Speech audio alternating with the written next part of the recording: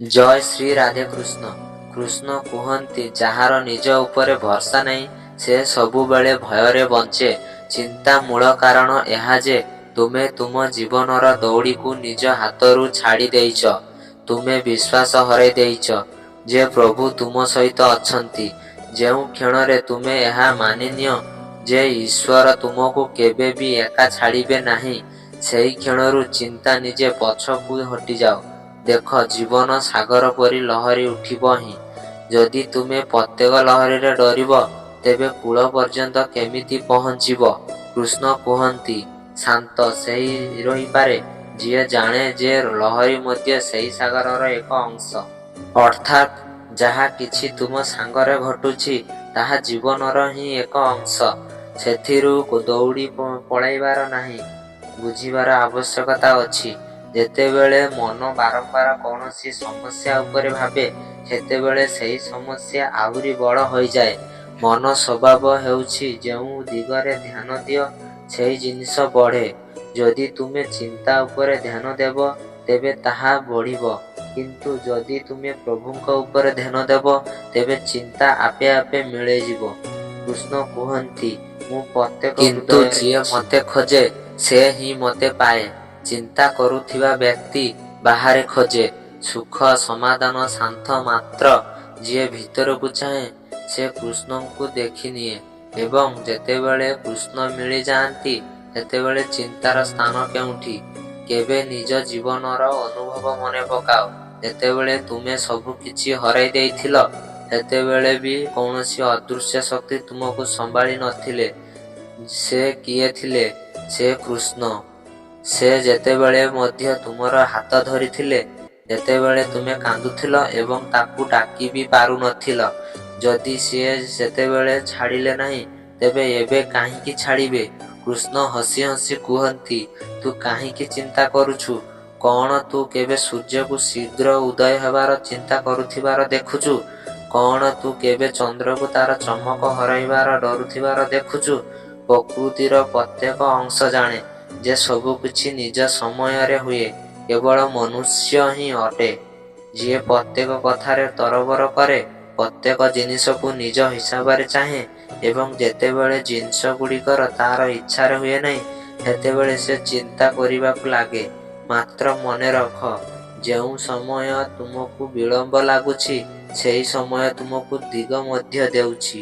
କୃଷ୍ଣ କୁହନ୍ତି, ସମୟ କେବେ କାହାର ଶତ୍ରୁ ହୁଏ ନାହିଁ। ବାସ୍ ସେ ତୁମକୁ ପରୀକ୍ଷା କରେ ଯେ ତୁମେ ବିଶ୍ୱାସରେ ସ୍ଥିର ଅଛ କି ଚିନ୍ତାରେ ବୁଡ଼ିଛ। ଯଦି ତୁମେ ବିଶ୍ୱାସ ବାଛିଲ, ତେବେ ଜୀବନ ତୁମ ପକ୍ଷରେ ଚାଲିବାକୁ ଲାଗିବ। ଅନେକ ଥର ଲୋକେ କୁହନ୍ତି, ପ୍ରଭୁ ମୁଁ ବହୁତ ଥକି ଯାଇଛି, ଏବେ କ'ଣ କରିବି? ଏବଂ କୃଷ୍ଣ କୁହନ୍ତି, ଟିକିଏ ରହିଯାଅ, ନିଶ୍ୱାସ ନିଅ ଏବଂ ମୋ ନାମ ନିଅ। କାରଣ ଯିଏ ରହିଯାଏ ସେ ଖସି ପଡ଼ିବାରୁ ବଞ୍ଚିଯାଏ। ଚିନ୍ତା ଦୌଡ଼ୁଥିବା ମନର ପରିଣାମ ଏବଂ ଶାନ୍ତି ରହିଯାଇଥିବାର ମନର ଚିନ୍ତାକୁ ହରାଇବାର ପ୍ରଥମ ଉପାୟ ହେଉଛି ସ୍ୱୀକାର। ଯେତେବେଳେ ତୁମେ ପରିସ୍ଥିତିକୁ ସ୍ୱୀକାର କରିନିଅ, ତ ମନ ସଂଘର୍ଷ କରିବା ବନ୍ଦ କରିଦିଏ ଏବଂ ଯେତେବେଳେ ସଂଘର୍ଷ ଶେଷ ହୁଏ, ସେତେବେଳେ ଈଶ୍ୱର ଭିତରେ କରିବା ଆରମ୍ଭ କରନ୍ତି। କୃଷ୍ଣ କୁହନ୍ତି, ଯେଉଁଠାରେ ବିରୋଧ ସମାପ୍ତ ହୁଏ ସେହିଠାରେ ମୋର ବାଣୀ ଶୁଣାଯାଏ। ଯଦି ତୁମ ଜୀବନର କୌଣସି ଜିନିଷ ବାରମ୍ବାର ବିଗିଡ଼ି ଯାଉଛି, ତେବେ ଏହାର ଅର୍ଥ ନୁହେଁ ଯେ ତୁମେ ଦୁର୍ଭାଗ୍ୟଶାଳୀ। ଏହାର ଅର୍ଥ ହେଉଛି ପ୍ରଭୁ ତୁମକୁ କୌଣସି ଅନ୍ୟ ମାର୍ଗରେ ପଠାଇବାକୁ ଚାହୁଁନାହାନ୍ତି। ମାତ୍ର ଚିନ୍ତା ସେହି ସଂକେତକୁ ଅନ୍ଧାର କରିଦିଏ। ତେଣୁ ଯେତେବେଳେ କିଛି ବିଗିଡ଼ି ବିବ୍ରତ ହୁଏ ନାହିଁ, ବରଂ ଶାନ୍ତ ହୋଇ ଶୁଣ। ହୁଏତ କୃଷ୍ଣ ତୁମକୁ କିଛି ନୂଆ ଶିଖାଇବାକୁ ଚାହୁଁଛନ୍ତି। କୃଷ୍ଣ କୁହନ୍ତି, ଚିନ୍ତା କରିବା ଦ୍ୱାରା କୌଣସି ଫଳ ମିଳେ ନାହିଁ, ବରଂ ତୁମର ମନ ଅନ୍ଧାରକୁ ଚାଲିଯାଏ ଏବଂ ଯେତେବେଳେ ମନ ଅନ୍ଧାରକୁ ଥାଏ ସେତେବେଳେ ସତ୍ୟ ଦେଖାଯାଏ ନାହିଁ। ତେଣୁ ଯେତେବେଳେ ବି ଚିନ୍ତାର ଭାବନା ଉଠେ, ତୁରନ୍ତ ନିଜ ମନର ଏକ ମନ୍ତ୍ର ଦୋହରାଅ। ମୋର ବିଶ୍ୱାସ ଅଛି, ଯାହା ବି ହେଉଛି ତାହା ମୋର ହାତରେ ଅଛି। ଏହି ମନ୍ତ୍ରରେ ସେହି ଶକ୍ତି ଅଛି ଯାହା ଚିନ୍ତାକୁ ଭସ୍ମ କରିଦିଏ। ପ୍ରତ୍ୟେକ ଥର ଯେତେବେଳେ ତୁମର ମନ କୁହେ ଏବେ କ'ଣ ହେବ, ତ ନିଜେ ଭିତରୁ ସ୍ୱର ଆସିବାକୁ ଦିଅ, ଯାହା ହେବାର ଅଛି ତାହା ହିଁ ହେବ, କିନ୍ତୁ ମୁଁ ମୋ କର୍ମରୁ ପଛକୁ ହଟିବି ନାହିଁ। ଏହା ହିଁ ସଚ୍ଚା ଭକ୍ତି। କୃଷ୍ଣ କୁହନ୍ତି, ଭକ୍ତିର ଅର୍ଥ କେବଳ ନାମ ଜପିବା ନୁହେଁ, ବରଂ ନିଜର ପ୍ରତ୍ୟେକ କର୍ମରେ ମୋତେ ମନେ ରଖିବା। ଯେତେବେଳେ ତୁମେ ଏମିତି କର, ତେବେ ଚିନ୍ତାର କୌଣସି ପ୍ରଭାବ ରହେ ନାହିଁ। କେବେ ତୁମେ ଦେଖିଥିବ, ଯେତେବେଳେ ବର୍ଷା ହୁଏ ତ ପୃଥିବୀର କାଦୁଅ ମଧ୍ୟ ହୁଏ, କିନ୍ତୁ ସେହି କାଦୁଅରେ ପଦ୍ମ ଫୁଟେ। ଜୀବନ ମଧ୍ୟ ସେହିପରି। ଚିନ୍ତା ଆସିବା, ଅସୁବିଧା ବଢ଼ିବ, ମାତ୍ର ସେହି ପରିସ୍ଥିତି ତୁମକୁ ମଜବୁତ ମଧ୍ୟ କରିବ।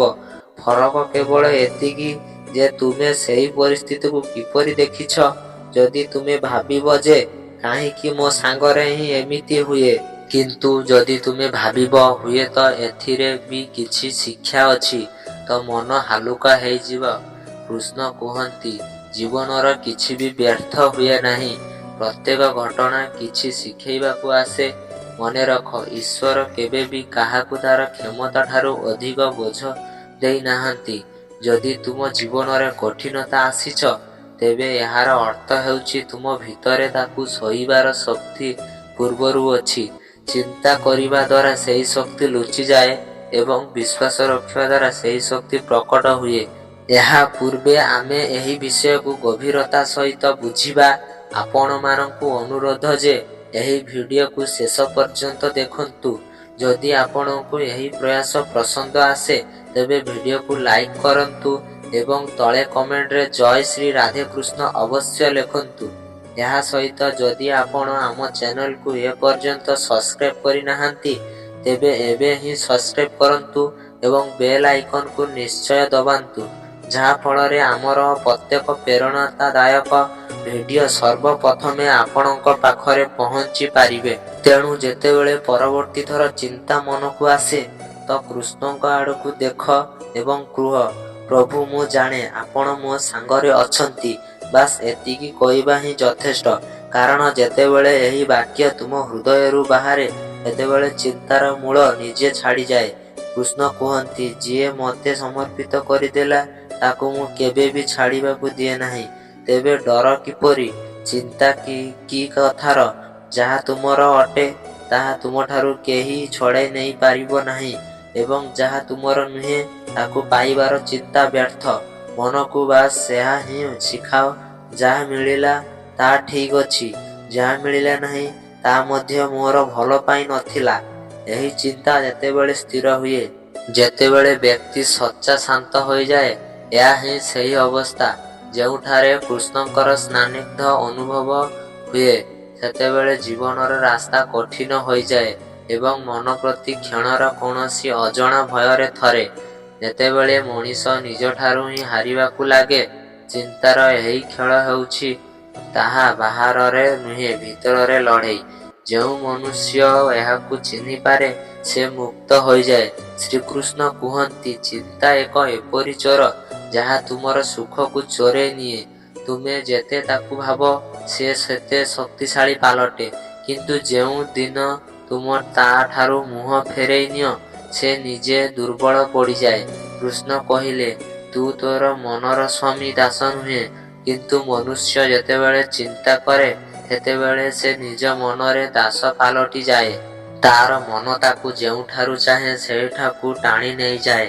ସେ ବିତିଯାଇଥିବା କାଲିର ଭଟକିଥାଏ ଏବଂ ଆସୁଥିବା କାଲିରେ ହଜିଯାଏ, ମାତ୍ର ବର୍ତ୍ତମାନର ଆନନ୍ଦ ଭୁଲିଯାଏ।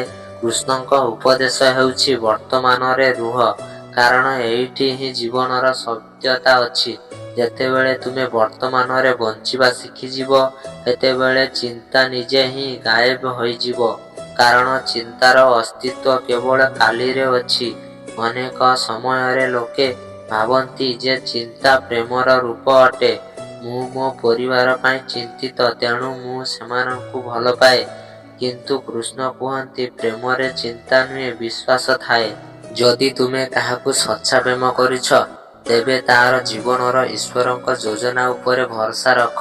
କାରଣ ଯିଏ ପ୍ରେମରେ ଚିନ୍ତା କରେ, ସେ ଈଶ୍ୱରଙ୍କ କାର୍ଯ୍ୟରେ ହସ୍ତକ୍ଷେପ କରେ। ଦେଖ, ଯେତେବେଳେ ବର୍ଷା ହୁଏ ତ ପୃଥିବୀ ଓଦା ହୁଏ, କିନ୍ତୁ କୃଷକ ହସେ, କାରଣ ସେ ଜାଣେ ଯେ ଏହି ପାଣି ତାର ମଞ୍ଜିକୁ ଜୀବନ ଦେବ। ମାତ୍ର ସେହି ବର୍ଷା ଆଉ କାହା ପାଇଁ ଅସୁବିଧା ପାଲଟି ପାରେ। ଏହା ହିଁ ଦୃଷ୍ଟିକୋଣର ଅନ୍ତର। କୃଷ୍ଣ କୁହନ୍ତି, ଘଟଣା ବଦଳେ ନାହିଁ, ଦୃଷ୍ଟି ବଦଳାଅ। ଚିନ୍ତା ଦୃଷ୍ଟିର ଦୁର୍ବଳତା ଏବଂ ଶାନ୍ତି ଦୃଷ୍ଟିର ଗଭୀରତା। କୃଷ୍ଣ ସବୁବେଳେ କୁହନ୍ତି, ଯେଉଁ ଦିନ ତୁମେ ଚିନ୍ତା ଛାଡ଼ିଦେବ, ସେହି ଦିନ ମୋ ଚରଣରେ ପ୍ରବେଶ କରିବା। ଚିନ୍ତା ଛାଡ଼ିବାର ଅର୍ଥ ହେଉଛି ନିଜ ଅହଙ୍କାରକୁ ଛାଡ଼ିଦେବା। କାରଣ ଚିନ୍ତାର ମୂଳ କାରଣ ଏହା ଯେ ତୁମେ ଭାବିଛ ସବୁକିଛି ତୁମ ହାତରେ ଅଛି। କିନ୍ତୁ ଯେତେବେଳେ ତୁମେ ବୁଝିଯାଅ ଯେ ସବୁକିଛି ଈଶ୍ୱରଙ୍କ ହାତରେ ଅଛି, ସେତେବେଳେ ଚିନ୍ତାର ନିଆଁ ଲିଭିଯାଏ। କୃଷ୍ଣ କୁହନ୍ତି, ବର୍ତ୍ତମାନ କ୍ଷଣ ହିଁ ମୋର ରୂପ। ଯେତେବେଳେ ତୁମେ ଏହି କ୍ଷଣରେ ସମ୍ପୂର୍ଣ୍ଣ ରୂପେ ବୁଡ଼ିଯାଅ, ସେତେବେଳେ ତୁମେ ମୋତେ ଦେଖିନିଅ। ଲୋକେ ପଚାରନ୍ତି, କୃଷ୍ଣ, ଆମେ କେମିତି ଚିନ୍ତା ନ କରିବା ଯେତେବେଳେ ଚାରିଆଡ଼େ ସମସ୍ୟା ହିଁ ସମସ୍ୟା? କୃଷ୍ଣ ହସିକରି କୁହନ୍ତି, ସମସ୍ୟା ନୁହଁ, ପରୀକ୍ଷା, ପ୍ରବେଶ ପରୀକ୍ଷା। ତୁମକୁ ମଜବୁତ କରିବାକୁ ଆସେ। ଚିନ୍ତା ତାକୁ କଠିନ କରେ ଏବଂ ଶାନ୍ତି ତାକୁ ସରଳ କରିଦିଏ। କୃଷ୍ଣ କୁହନ୍ତି, ଦୃଷ୍ଟି ବଦଳାଅ, ସଂସାର ବଦଳିଯିବ। କେବେ ତୁମେ ଦେଖିଥିବ, ଯେତେବେଳେ ନଦୀର ପାଣି ଶାନ୍ତ ଥାଏ, ସେତେବେଳେ ହିଁ ସେଥିରେ ଆକାଶର ପ୍ରତିବିମ୍ବ ଦେଖାଯାଏ। ସେହିପରି ଯେତେବେଳେ ମନ ଶାନ୍ତ ହୁଏ, ସେତେବେଳେ ହିଁ ସେଥିରେ ଈଶ୍ୱରଙ୍କ ପ୍ରତିବିମ୍ବ ଦେଖାଯାଏ। ଯଦି ମନ ଚିନ୍ତାରେ ଭରା ଅଛି, ତେବେ ତୁମକୁ ନା ଈଶ୍ୱର ଦେଖାଯିବେ ନା ସମାଧାନ। ତେଣୁ ମନକୁ ଶାନ୍ତ କର, ନା କି ପରିସ୍ଥିତିକୁ। କୃଷ୍ଣ କୁହନ୍ତି, ଯିଏ ନିଜ ମନକୁ ଜିତିଗଲା, ସେ ସଂସାରକୁ ଜିତିଗଲା। ମନକୁ ଜିତିବାର ପ୍ରଥମ ପାଦ ହେଉଛି ତାକୁ ଚିନ୍ତାର ମୁକ୍ତ କରିବା। ଯେତେବେଳେ ବି ମନର ବିଚାର ଉଠେ ଯେ କ'ଣ ହେବ, ତେବେ ବାସ୍ ହସି କରି କୁହ, ଯାହା ମୋର କୃଷ୍ଣ ଚାହିଁବେ ତାହା ହିଁ ହେବ।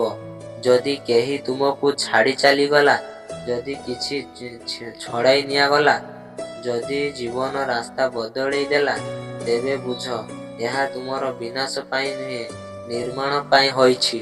ଚିନ୍ତାର କର ନାହିଁ। ପ୍ରତ୍ୟେକ କ୍ଷତି କୌଣସି ବଡ଼ ପ୍ରାପ୍ତିର ପ୍ରସ୍ତୁତି ହୋଇଥାଏ। ଯିଏ ପ୍ରଭୁଙ୍କ ଉପରେ ବିଶ୍ୱାସ ରଖେ, ତାର ଜୀବନରେ ଶାନ୍ତି ସ୍ଥାୟୀ ହୋଇଯାଏ। ତାର ହସ କୌଣସି ପରିସ୍ଥିତି ଉପରେ ନୁହେଁ, ବରଂ ନିଜ ବିଶ୍ୱାସ ଉପରେ ଲାଗିଥାଏ। ଏବଂ ଯିଏ ଏହି ଅବସ୍ଥା ପର୍ଯ୍ୟନ୍ତ ପହଞ୍ଚିଯାଏ, ତା ପାଇଁ ଚିନ୍ତା ଶବ୍ଦର କୌଣସି ଅର୍ଥ ରହେ ନାହିଁ। ଏଇଠି ଆମେ ଭିଡ଼ିଓକୁ ଶେଷ କରୁଛୁ। ଜୟ ଶ୍ରୀ ରାଧେ କୃଷ୍ଣ।